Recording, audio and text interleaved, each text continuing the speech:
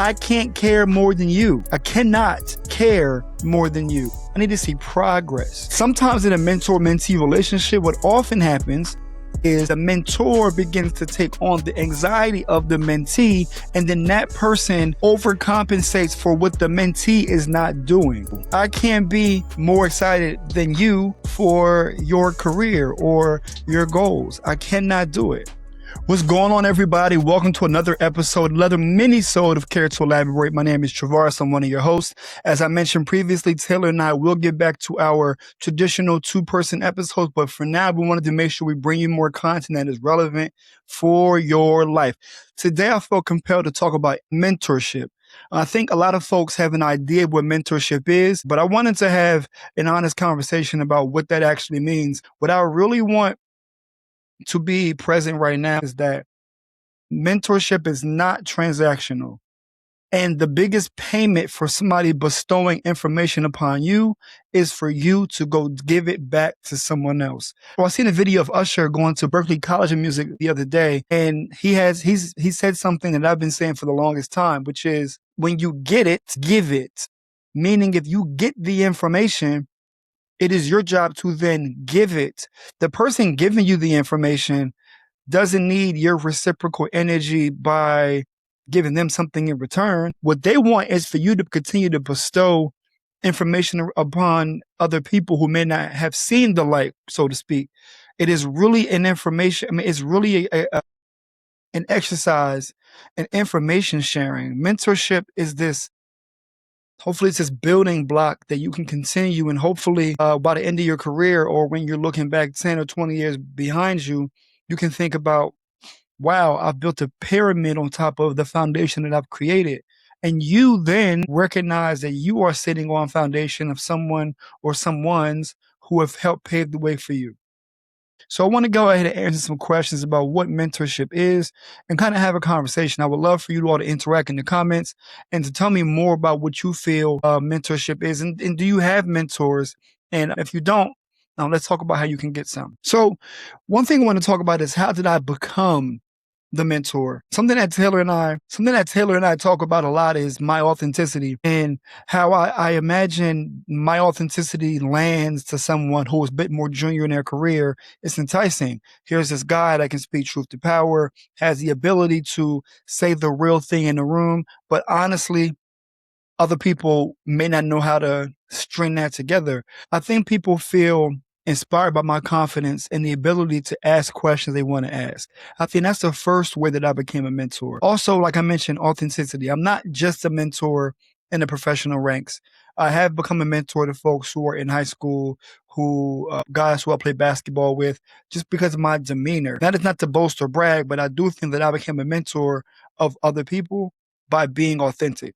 Another question is, on your journey to becoming a mentor, was there anyone that gave you the game, so to speak? My answer is no.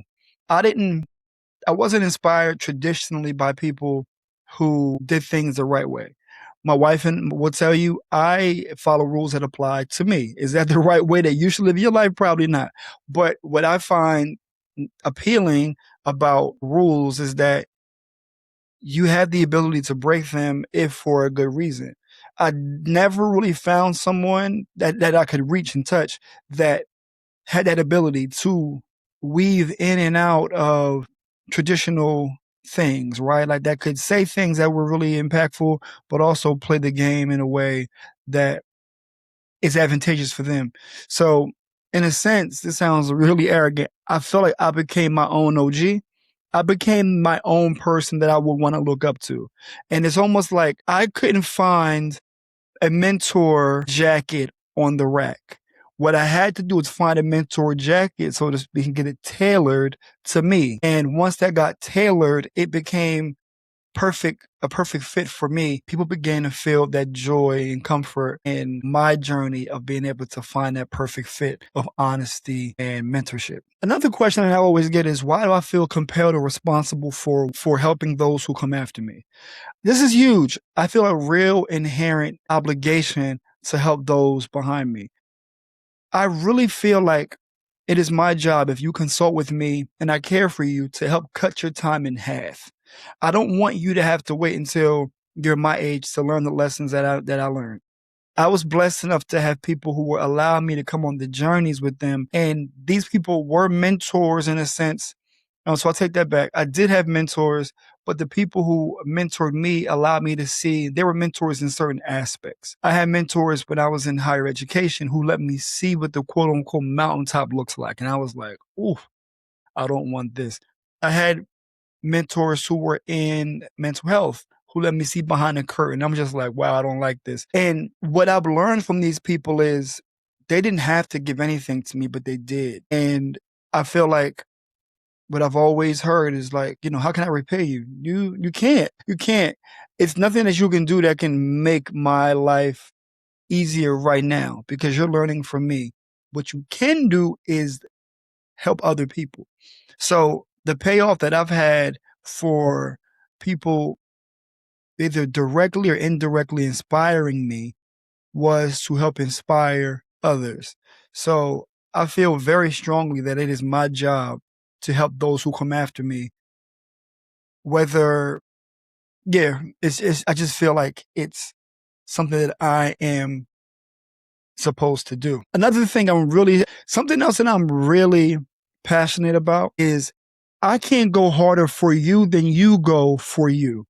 Sometimes in a mentor-mentee relationship, what often happens is there's an investment of time, energy, and care, and the mentor begins to take on the anxiety of the mentee, and then that person overcompensates for what the mentee is not doing. I can't care more than you. I cannot care more than you. I need to see some investment in yourself. I need to see progress. So there have been many times where I'll see other people who are my friends or people that I'm affiliated with say, man, I can't believe I sucked my neck out for so-and-so. My question is, had you seen them exhibit the traits in private that you wanted to show up in public? And the answer is no.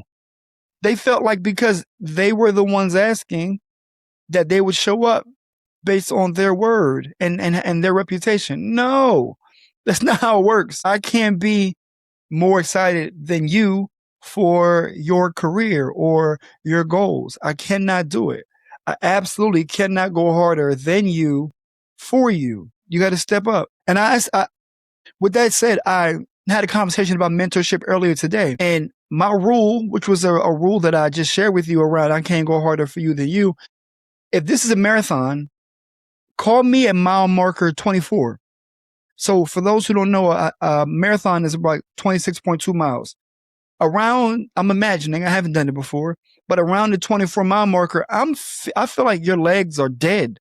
You're dredging, they're heavy. You are moving at a snail's pace.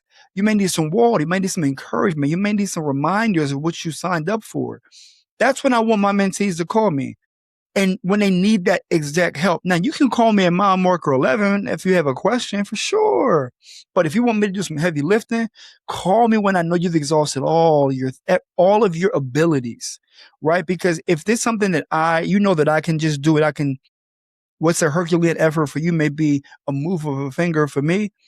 Yeah, call me when I know that you've exhausted everything, because it always makes me feel better about assisting someone when I know that they've done all they can to exhaust themselves. I'm not speaking about something like letters of recommendation. No, call your mentor for that. I'm not speaking about, hey, I have a dispute with my manager, I want to chat about that. No, for sure, call your manager. Talk to your mentee for that. But if it's things around, you want a referral for a job and you may need your mentor to talk to somebody on your behalf, I need you to do everything that you had I need you to be prepared.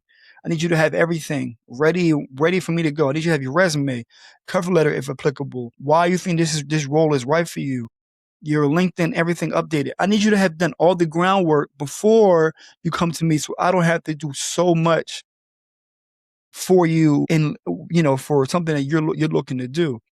If you are asking for the letter of recommendation, have everything laid out for your mentor so it's easy for them. You want to make sure that by the time you need them, they don't have to think too much. You've already done the hard work, and it's just either for them to sign off or for them to, just take these documents that you've prepared to the next person. Another question that is often asked to me is, what's the difference between I need guidance and I need you to do this for me? I think a good mentor sways their mentee to ask for guidance versus asking for favors. This is the whole you can lead a horse to water, but you can't make him drink. A good mentor is someone who will give you examples, aspects. A good mentor guides you through the problem. They don't give you the answer to the problem, they guide you through the problem. And that is our job. As a mentor, you're a coach in some respects. Sometimes you're more silent. Sometimes you're more vocal. Sometimes you have feedback. Sometimes you want them to come to the conclusion on their own. It's a myriad of reasons, but as a good mentor, you want to guide. In the beginning, it may be a situation where they are asking for favors because they don't know how to be led or be guided because we haven't had that conversation yet. So I think a good mentor should help to lead the conversation to more guidance versus favors. Something that, shifting gears is a bit, something else I want to chat about is what makes me stop a mentor-mentee relationship. And I feel what will make me stop is if you are continuing to exhibit behavior that's detrimental to your own success. If you're not following up, if we talk about next steps and the next time we chat you haven't moved on those, if you continue to ask for advice in a certain regard and you just ignore it, one of my friends Alonzo calls it an ask hole.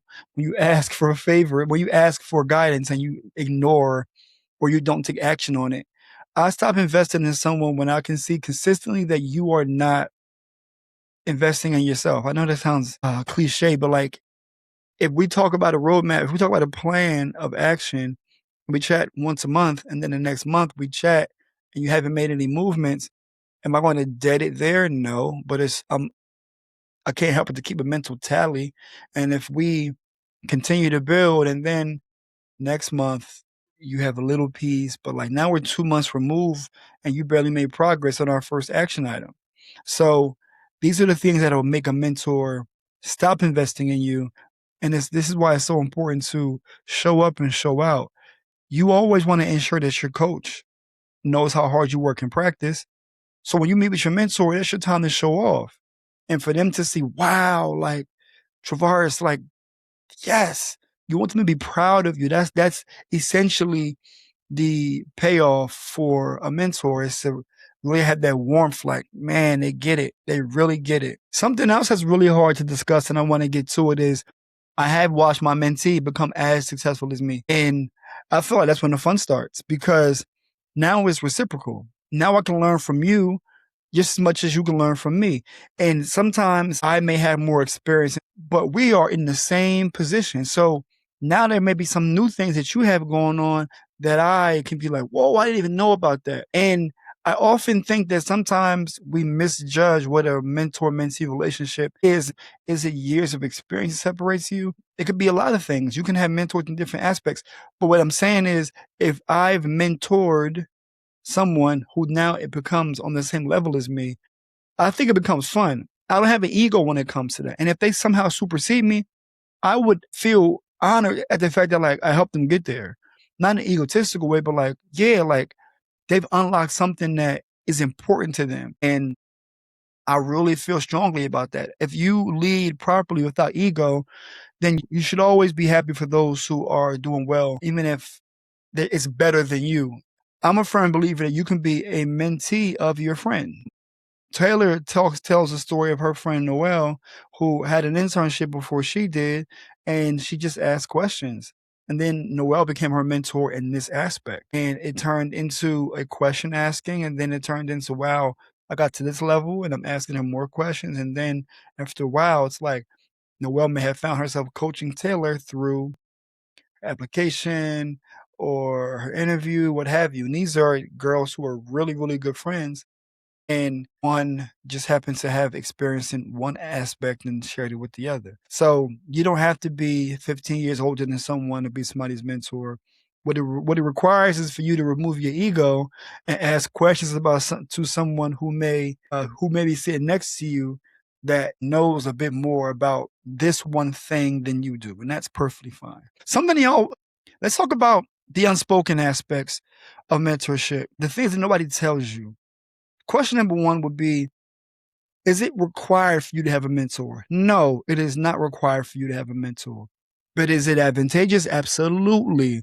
I always think about mentorship as coaching. And is it imperative for you to have a coach when you're in a sport? Yes. Because how do you learn the rules of engagement? How do you learn the operations? How do you learn the tricks of the trade?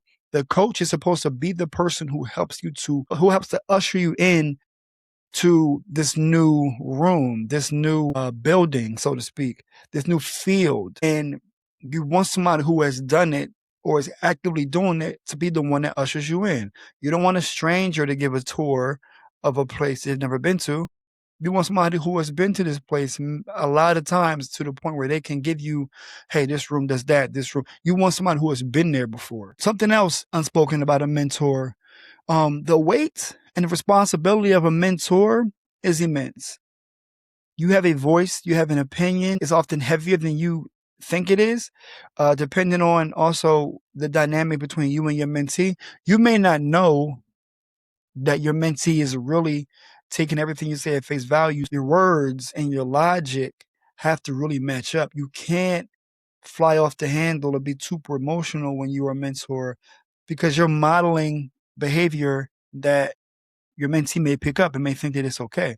So remember, as a mentor, you are very, very influential. Something else unspoken is the disappointment you may experience as a mentor because your mentee isn't holding up their end of the bargain. Mentees, hear me out. Every single time you meet with your mentor, come with questions. Arrive with questions about either navigating the space, about learning more about them, about education required, about tell me about a time when.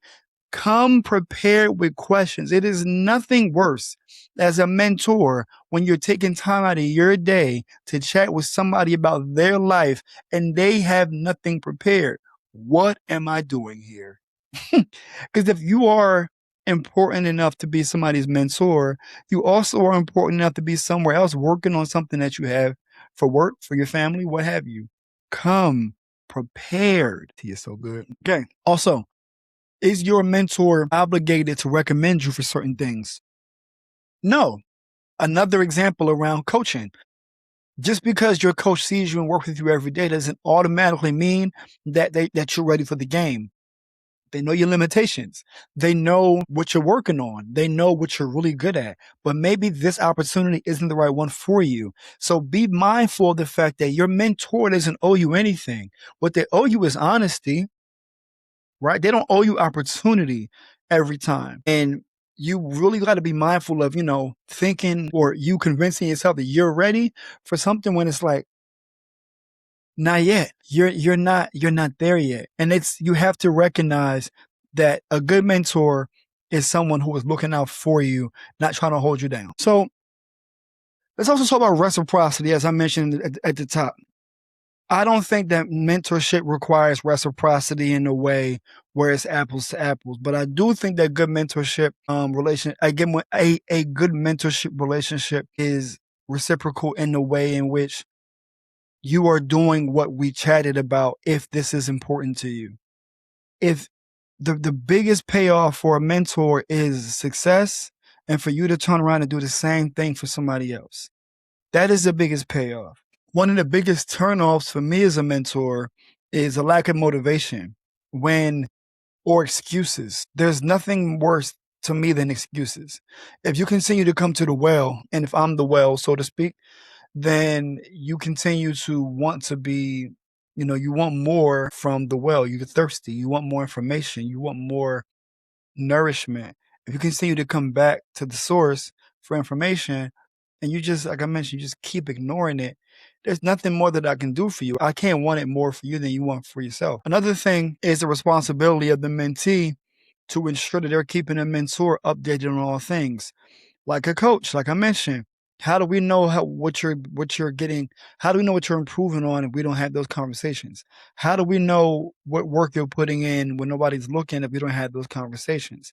So along with making sure that you bring questions to the next session with a mentor, We need updates, right? We can shoot the shit a little bit. That's fine. But we also need updates on, all right, how did this thing go? And oftentimes, good mentors don't want to be the ones to ask. They want you to bring it up. And one of the final things that I'll say around mentorship, a mentee-mentor relationship, is gratitude is the best attitude. Be grateful that someone has taken their time to be grateful for that somebody saw something in you and wanted to give you some words of encouragement or a referral or connect you with somebody else who may have more time. None of this stuff is guaranteed. And when people are not grateful, it's the biggest smack in the face. Gratitude is the best attitude. And something I always practice is paying homage to those who helped you achieve what you achieved. I give my mentors props every time that I can, especially if they're in my face and we're in front of a crowd. I'm telling everybody, this guy helped me do X, Y, and Z. This woman helped me to unlock X, Y, and Z, because that is another addition to the payoff that you get as a mentor. Is sometimes that pendulum swings back to you and the light shines on you, and all the information that you've bestowed upon that person comes back for moments, and other people and multiples can see how impactful you were to X person and honestly admire the person that you've become. Even if they don't know your name today, they can acknowledge that, wow, this person inspired my mentor, somebody I look up to. So continue to build those relationships between mentors and mentees. This is not a conversation about what sponsorship is. Sponsorship is a totally different thing. But a mentor-mentee relationship is foundational and essential to the success of us in our plight of trying to just break barriers and, pass information down from generation to generation. So with that said, I will see y'all soon. Kids Elaborate in its traditional classic format will be back very soon as well. And I will see y'all soon.